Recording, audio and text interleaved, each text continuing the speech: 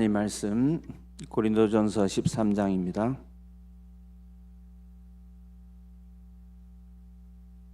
고린도전서 13장 1절부터 13절까지 한 절씩 교독하시겠습니다. 내가 사람의 방언과 천사의 말을 할지라도 사랑이 없으면 소리나는 구리와 울리는 꽹과리가 되고,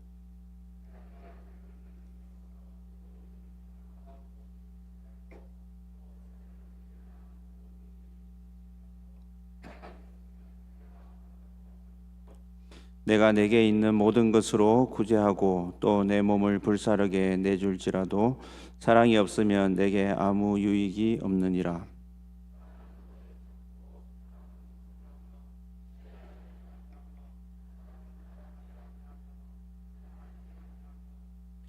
무례히 행하지 아니하며 자기의 유익을 구하지 아니하며 성내지 아니하며 악한 것을 생각하지 아니하며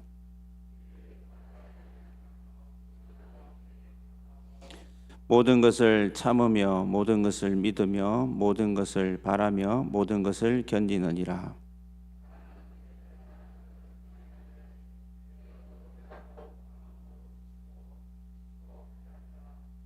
우리는 부분적으로 알고 부분적으로 예언하니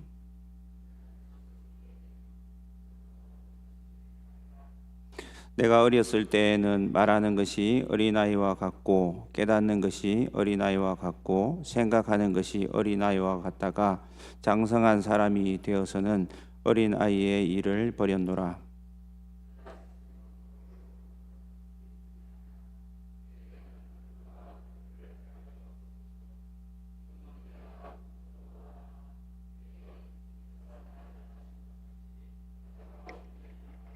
함께 읽습니다.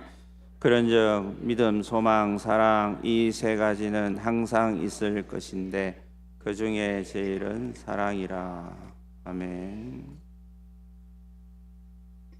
우리 제목을 같이 한번 읽겠습니다. 사랑이 먼저다.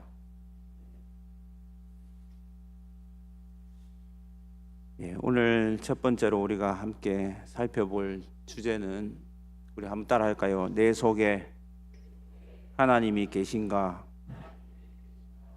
이렇게 물으면 그렇죠, 저는 믿으니까 하나님이 계시지요, 이렇게 말합니다. 성경에 사랑이란 단어가 참 많이 나오는데 특히 사도 요한이 기록한 그러한 말씀들에 많이 등장하고, 오늘 이 말씀은 고린도전서 13장인데 사도 바울이 기록한 말씀이지 않습니까? 이제 이 짧은 13절 중에 사랑이라는 단어가 이제 무려 한 9번 정도 등장합니다. 이제 많이 나오는 단어는 강조하는 것이고 중요하다, 그런 내용을 담고 있는 것이죠.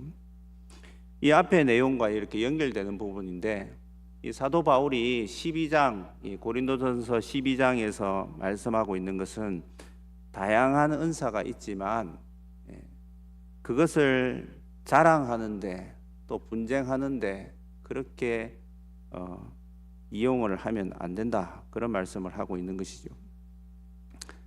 자랑하는 것, 분쟁하는 것, 이것은 하나님 앞에 참 악한 것입니다. 자랑한다는 것은 사랑이 없는 자들이 자랑을 하는 것이죠.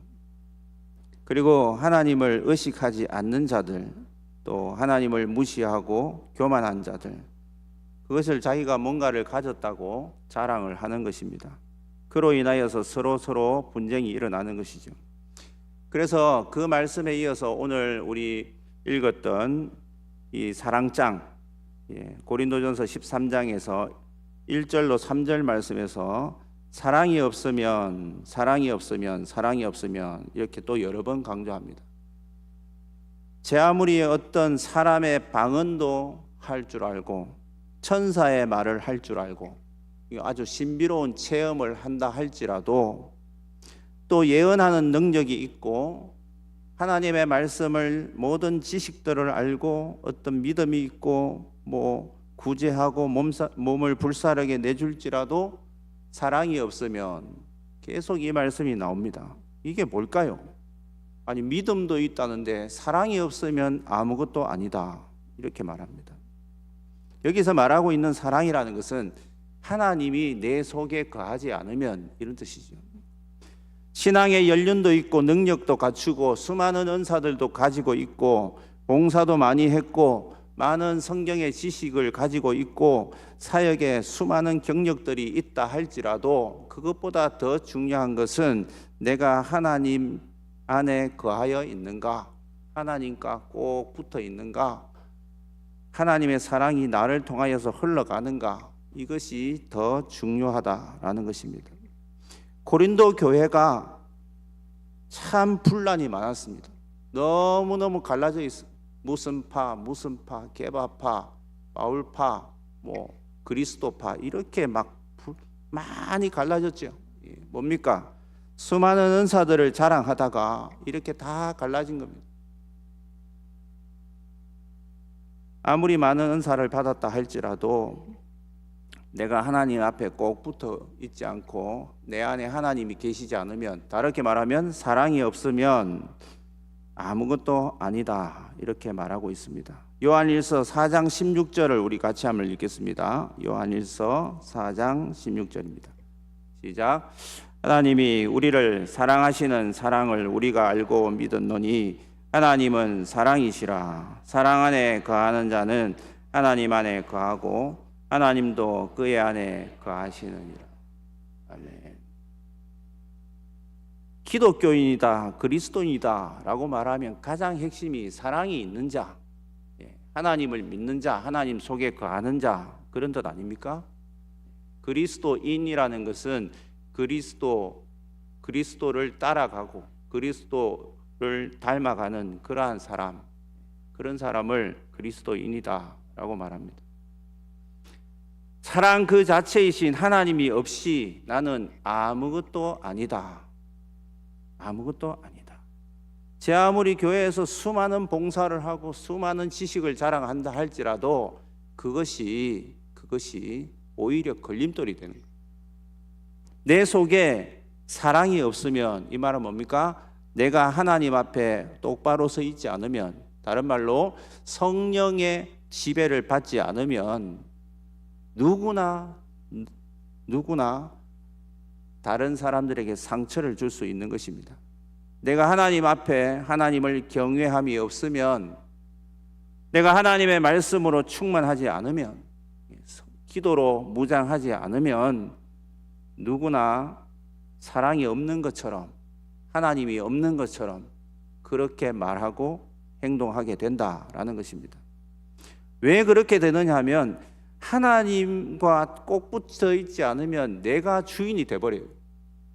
내 마음의 주인이 내가 왕이고 내가 주인이고 내가 우상이 되어 있습니다. 그 하나님의 자리에 내가 차지하고 앉아 있으니까요.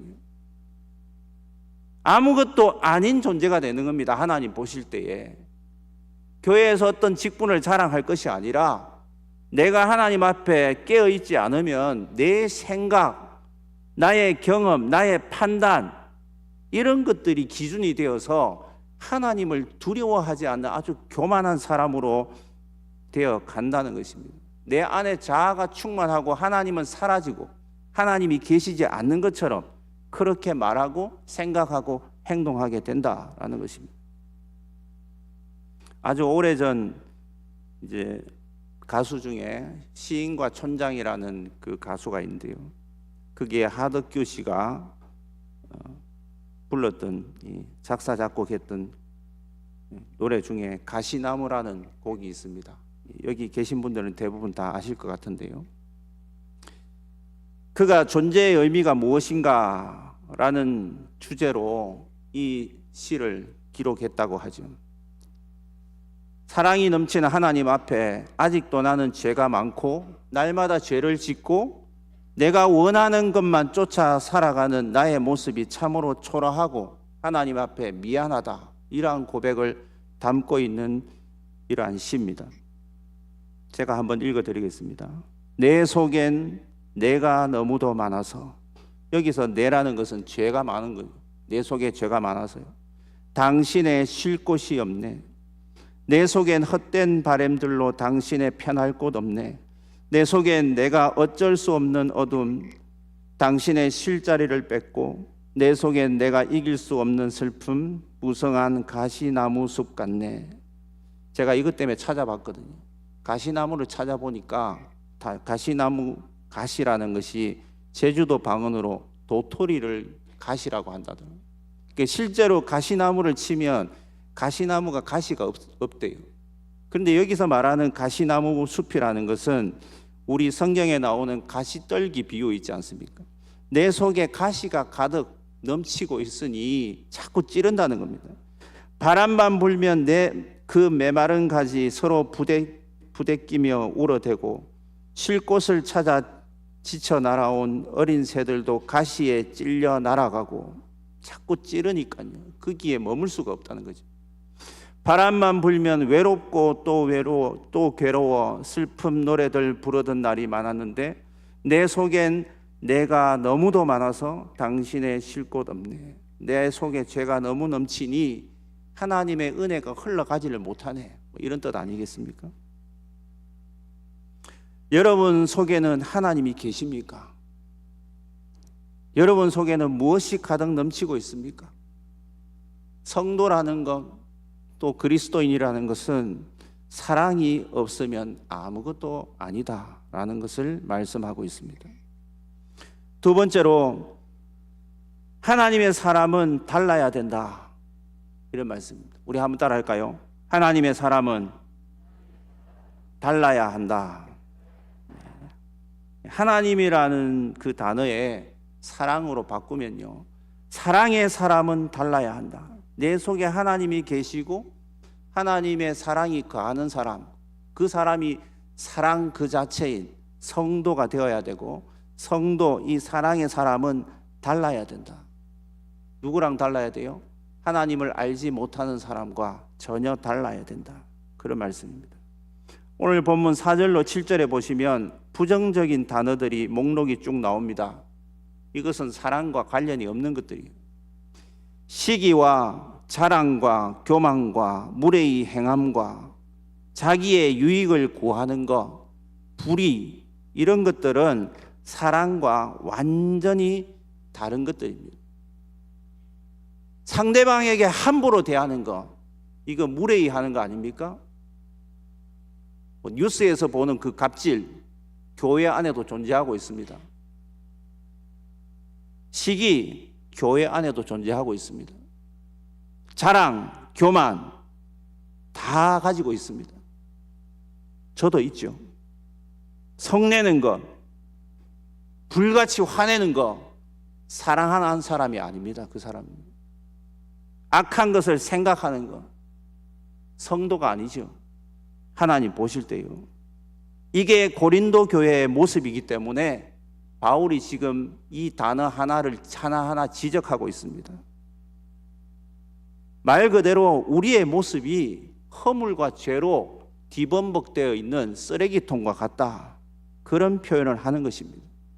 겸손하기보다는 교만하고 자랑하고 상대방을 함부로 무시하고 무례히 행하고 시기하고 자기의 유익을 탐하여서 다른 사람들을 이용하거나 마음 아프게 하거나 상처 주는 말을 하고,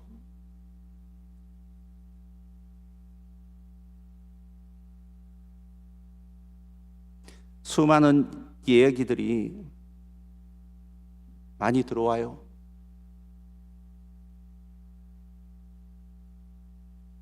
교회 안에서 마음을 상처를 받은 분들이 얘기가 많이 들어옵니다. 제가 들어도 참 마음이 너무 아파요. 어떻게 교회에서 같이 신앙생활을 하면서 그런 얘기를 할까 싶을 정도로 마음이 아플 때가 있습니다. 오늘 4절로 7절 말씀에 보시면 여러 가지 이런 속성들이 열거가 되고 있는데, 하나님의 사람은, 하나님의 사랑을 가진 사람들은 신앙의 인격이 갖춰져야 됩니다. 너무 무식해요. 너무 무식하니까 상대방에게 함부로 하는 거예요. 하나님을 두려워하지 않으니까 다른 사람들을 자꾸만 상처 주는 말을 하는 분들이 있다는 겁니다. 4절로 7절에 보시면 하나님의 사람들, 사랑이 무엇인가? 사랑은 오래 참는다고 합니다. 저도 영어를 잘 못하지만 long suffering이라고, 이게 오랫동안 고통을 당한다 이런 뜻입니다. 그것을 계속 견뎌내는 거예요. 아파도 좀 참고 견디고. 온유하다는 것은요, 내 속에 하나님께서 부어주신 엄청난 능력, 에너지를 가지고 있지만 그것을 다 쓰지 않고요, 부드럽게 표현하는 거예요. 부드럽게 상대방에게 그것을 다 드러내지 않고요. 주님이 십자가에 달리셨을 때 온갖 조롱을 하고 침뱉고 거기서 뛰어내려오라고, 하나님의 아들이라면. 그래도 하실 수 있지만 안 하시잖아요. 왜 안 하십니까? 엄청난 능력을 가지고 계시지만 안 해요. 그것을 누르는 것이죠. 왜 그렇습니까? 우리의 죄를 씻어주기 위해서 십자가에 그 모든 고단 다 당하시고 십자가를 짊어지시고 죽으셔야 돼. 죽으셔야지만이 우리가 살 수 있기 때문에 끝까지 그 길을 가신 것 아닙니까? 사랑의 사람은 자랑하지 않습니다. 유일하게 자랑하는 것은 생명의 복음만 자랑하는 것이지 다른 것들을 자랑하지 않습니다. 시기, 자랑, 교만, 무례히 행함, 이러한 것들 다 악한 것들이죠. 사랑은 불의를 기뻐하지 않습니다. 진리와 함께 기뻐합니다. 이렇게 기록이 되어 있습니다. 제가 큐티책에 보니까 24시간 나와 나의 예수와 라는 그런 책의 내용들을 이렇게 좀 정리한 것이 나오는데요. 오늘 이 본문을 다시 이 현대 언어로 다시 정리하면 이렇습니다. 여러분을 잘 아는 분들이 여러분을 볼 때에 날이 갈수록 사랑이 넘치는가? 화평함이 보이는가? 기쁨이 넘치는가? 짜증을 덜 내고 오래오래 참는가? 이전보다 더 친절하고 부드러워지고 있는가? 계속 진행형이 조금 더 좋아지고 있는가 이 말이에요. 힘든 시기를 지나면서도 꿋꿋이 충성을 다하여 절제하고 있는가? 상처받고 부당한 대우를 받아도 복수하거나 보복하지 않고 하나님께 기도하며 아픔과 상처를 이겨내고 있는가? 나를 저주해도 상대방을 위해서 기도하는가? 이 모든 모습이 누구랑 닮았지 않습니까? 누구랑 닮았습니까? 바로 우리 예수님과 닮았지 않습니까? 아무리 힘들어도 끝까지 사명 감당하기 위해서 사랑의 절정을 보여주기 위해서 예수님이 끝까지 참으시고 십자가에 달려 마지막 피 한 방울 다 흘리기까지 끝까지 참지 않습니까? 7절에 보시면 사랑은 모든 것을 참으며 모든 것을 믿으며 모든 것을 바라며 모든 것을 견딘다 이렇게 되어 있습니다. 참다라는 단어의 원어를 보니까 덮는다는 거예요. 덮는다. 무조건 덮는 것이 아니라 사랑은 오늘 본문에 보시면 불의를 기뻐하지 않는다고 되어 있죠. 주님도 불의를 보고 기뻐하지 않습니다. 그래서 그 당시에 종교 기득권자들, 대제사장, 서기관, 바리새인 이런 사람들요, 그들에게 독서를 퍼부었지 않습니까? 불의를 행하니까요. 성전에서 매매하는 장사꾼들에게 독서를 내뿜고 막 이렇게 내치셨죠. 교회에서도 마찬가지입니다.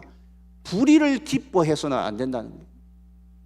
사랑으로 덮으면 되지, 그런 말이 아니고요. 사랑은 그런 게 아니라는 겁니다. 불의를 보고도 그냥 넘어가자, 아닙니다. 어디 성경에 그렇게 기록이 되어 있습니까? 신앙의 순결을 지켜내기 위해서 악을 제거하고 잘라야 돼요. 불의와 싸워야 돼요. 불의와 싸우는 것을 포기하는 것은 세속화의 물결에 휩싸이는 겁니다. 자꾸만 악을 그냥 방치해 놓고요, 불의를 그냥 모른 채 하고 그냥 방관을 하게 되면 또 다른 악을 양산하게 되고 이 공동체가 해체될 수도 있다는 것입니다. 사랑하는 성도 여러분, 우리 교회 안에도 너무나 연약한 지체들이 많습니다. 제가 오늘 이렇게 쭉 숫자를 이제 교세 보고서를 꼭 내야 되니까 이게 해보니까요, 이제 원입 교인이 50몇 명이 들어왔거든요. 1년 동안 다 이렇게 구분해 보니까요, 세례 교인하고 뭐 이렇게 다 나눠 보니까요, 세례 교인 또 몇 명 이렇게 다 됐어요. 이분들은 정말 아무것도 모르는 겁니다.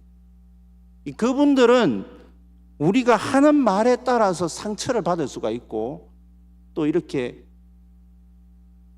요동칠 수가 있단 말이거든요. 우리 교회 안에는 따뜻한 사랑이 흘러가야 됩니다. 따뜻한 말로 흘러가야 된다라는 것이죠. 세 번째, 우리 한번 따라하겠습니다. 하나님 중심으로 자라가라. 자라가라. 올해 표어도 이거지 않습니까? 주 안에서 함께 자라가자. 자라가야 돼요. 8절에 보시면 사랑은 언제까지나 떨어지지 아니하되 예언도 패하고 방언도 거치고 지식도 패하리라, 이렇게 되어 있습니다. 여기 나와 있는 예언이나 방언이나 지식이나 이것은 제한적인 것이고 아주 단순한 것이고요, 부분적인 것입니다. 부분적인 것이, 이게 엄청나게 큰 것이 아니라 아주 작은 것이 부분적인 것이고요. 이게 이제 비유적으로 11절과 연결되는데 11절에 보시면 내가 어렸을 때에는 말하는 것이 어린아이와 같고 깨닫는 것이 어린아이와 같고 생각하는 것이 어린아이와 같다가 장성한 사람이 되어서는 어린아이의 일을 버렸노라, 이렇게 되어 있죠. 어린아이 때 하는 말, 깨닫는 수준, 생각, 이런 것들이 뭐냐면 부분적으로 했던 것들, 이제 사라질 것들 있잖아요. 예언이라든지 방언이라든지 지식이라든지. 그렇게 고린도 교회 성도들이 자랑했던 자랑거리, 최고라고 여겼던 것들, 그런 것들 아닙니까? 그것이 본질이 아니라고 분명히 말씀하고 있고, 비유적으로 어린아이 때 했던 말이다, 어린아이 때 깨달았던 것이고 어린아이 때 그러한 생각들이다, 그런 은사들요, 그렇게 말하고 있어요. 그런데 이것을 가지고 있는 사람들이 그 공동체 안에서 그게 없는 사람들을 얕잡아 보거나 무례히 행하거나 썩내고 또 그것으로 막 이렇게 어시되고 어깨 우쭐대고 그랬던 사람들이 많이 있었다는 것입니다. 말하는 것, 깨닫는 것, 생각의 이 한계가 아주 작은 것들 가지고 큰 것으로 위장하고 대단히 착각하고 살았던 사람들이 있었다는 겁니다. 동굴 속에 사는 사람과 똑같죠. 동굴 밖의 세계를 전혀 몰라요. 그러면서 그 안에서 그냥 왕으로 군림하는 겁니다. 우물한 개구리죠. 우물 안에서 그냥 왕처럼 사는 거예요. 이 세계가 끝이다, 이게 전부다, 내가 가지고 있는 이 은사, 이 달란트가 전부다, 나보다 더 높은 사람 없다, 이렇게 우쭐대면서 자라지 않고 그것이 다 자랐다고 생각하는 겁니다. 그러니까 그 기준으로 자꾸 판단하는 겁니다. 만약에 여러분이 작은 섬에, 아주 작은 섬에 살다가 어딘가 큰 도시를 한번 갔어요. 그러면 완전히 생각이 바뀌죠. 오, 내가 살고 있는 세계가 끝이 아니구나. 나는 참 작은 자이구나. 내가 뭔가를 대단한 것을 누리고 있는 줄 알았는데 알고 보니 아무것도 아니구나, 이렇게 되는 것이죠. 날마다 작은 산을 오르내리다가 만약에 외국에 가서 네팔이라든지 티벳이라든지 알프스라든지 안데스 산맥에 있는 수많은 높은 산들을 봤을 때 얼마나 장엄하고 얼마나 그 웅장함 가운데에 압도당하지 않습니까? 하나님께서 만드신 그 작품을 보면서 압도당하죠. 내가 참 작은 자이구나, 내가 참 무지하구나, 내가 무능하구나, 이것을 깨닫게 되는 것입니다. 사랑하는 성도 여러분, 우리는 아직도 자라가야 됩니다. 우리는 아직 뭔가가 이루어진 게 아니에요. 지난번 우리 주일 예배 때도 공사 중이라 했잖아요. 아직도 공사 중이라고요. 진행 중이라고요. 아직 공사가 다 완공이 안 됐다고요. 성전으로 지어가는 겁니다. 지금 지어가요. 제발 우리가 하나님 말씀을 겸손하게 계속 읽어가면서 하나님이 어떤 분이신지, 예수님이 어떤 분이신지, 성령님은 어떤 분이신지, 나에게 역사하시는 하나님의 은혜는 무엇인지 자꾸만 우리가 배워가고 깨닫고 내 자아가 자꾸만 깨어지고요, 내 의식, 내가 가지고 있던 그 선입견, 그 고정관념, 이것이 계속 허물어지고 깨져야 되는 것입니다. 그렇지 않으면 그 판단 기준으로 다른 사람들에게 잣대를 대어서 그것으로 계속 상처를 주고 찌르는 가시가 되고 이렇게 엉겅퀴가 되고 사람들을 힘들게 하는 것이죠. 우리는 예배 가운데에 말씀의 은혜를 경험하고 또 기도를 통하여서 더 다듬어지고 그렇게 자라가야 되는 것입니다. 자라지 않으면 어떻게 됩니까? 마귀의 밥이 됩니다. 마귀의 밥이. 자꾸 자라가야 돼요. 정말 동물들도 그렇잖아요. 어린 새끼가 태어났어요. 그냥 안 자라요. 안 자라. 계속 그 수준이 커지지도 않아요. 그러면 1차적인 먹잇감 대상입니다. 영적으로도 마찬가지입니다. 하나님 보실 때요, 너무 약해요. 자꾸 넘어져요. 훈련도 되지 않아요. 훈련이 되려면요, 이게 견디고 또 그 고비를 넘어서고 또 기도함으로 또 일어서고 이렇게 계속 다듬어지고 이렇게 일어나야 되는데, 조금만 힘들면 그냥 푹 쓰러지고 교회 안 나오고 예배 안 드리고 그냥 기도도 드리지 않고 하나님이 없는가 보다 뭐 이런 소리나 하고요. 자꾸 그렇게 하면 자꾸 마귀에게 쉽게 속아 넘어가고요. 그냥 밥처럼 사는 겁니다. 사랑하는 성도 여러분, 시간이 지날수록 2026년도 이제 1월 초잖아요. 이제 어느덧 12월이 이제 되면요, 이제 아직 뭐 1년 정도 남았잖아요. 그때 좀 되었을 때 조금 더 많이 자랐으면 좋겠습니다. 저도 조금 더 자라야 되고요. 다 가족 식구들도 하나님 보실 때 조금 더 자라 있고요. 말하는 것도 좀 바뀌어야 되고요. 생각하는 수준도 어린아이 수준이 아니라 좀 더 자라가야 되고요. 또 깨닫는 수준도 자라가야 되고, 그 어린아이 때의 것들을 버려야 된다. 이게 버리지 않으면 그 수준에 계속 머물러 있잖아요. 우리가 신앙의 연차가 중요한 게 아닙니다.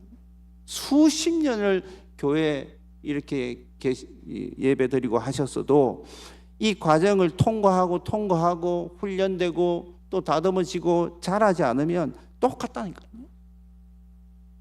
어린아이 때의 모습을 버려야 됩니다. 우리 한번 따라 할까요? 버려라. 자꾸 버려야 돼요. 버리지 않으면 자꾸 가지고 있잖아요. 움켜잡고 있잖아요. 그게 가시가 되는 겁니다.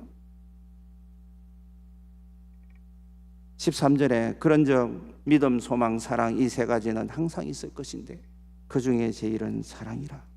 믿음도 중요하고 소망도 중요하고 다 중요합니다. 그리스도의 특징이잖아요. 이제 말씀을 맺겠습니다. 우리에게 사랑이 있습니까? 사랑이 없으면 아무것도 아니다. Nothing. 아무것도 아니다.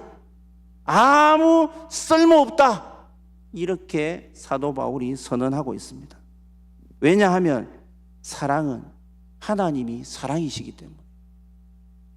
하나님이 없는 것처럼 사는 그 사람은 사랑이 없는 사람이잖아요.